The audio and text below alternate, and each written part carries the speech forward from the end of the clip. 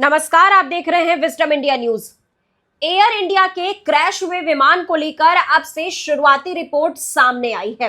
हर कोई हैरान है, चर्चा तेज हो चुकी है कि आखिर किसकी गलती की वजह से इतना बड़ा हादसा हुआ।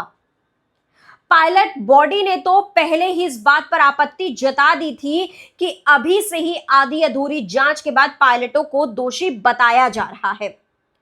अब इस बीच एयर इंडिया के सीईओ कैपल विजन ने अपनी प्रतिक्रिया दी है। एएआईबी की रिपोर्ट को लेकर उन्होंने अपने कर्मचारियों को लेकर मेल लिखा है।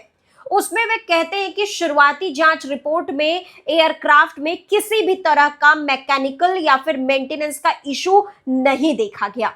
मेंटेनेंस वाले सभी काम पूरे किए गए थे। फ्यूल क्वालिटी में भी कोई दिक्कत सामने नहीं आई है। टेक ऑफ रोल भी ठीक है। पायलट्स ने भी प्री फ्लाइट ब्रेथलेजर पास किया था। उनके मेडिकल स्टेटस को लेकर कोई सवाल नहीं है।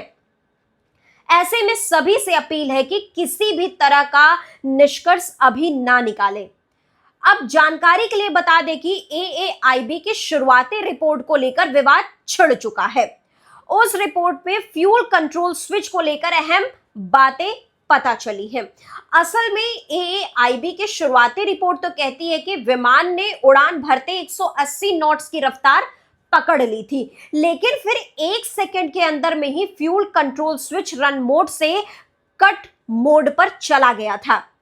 ऐसा होते ही इंजन को ईंधन मिलना बंद हो गया, थ्रस्ट गायब हो गया और विमान स्पीड से नीचे गिरने लगा। पायलटों में बातचीत हुई और तुरंत फिर फ्यूल स्विच को रन मोड लाया गया, लेकिन तब तक देर हो चुकी थी।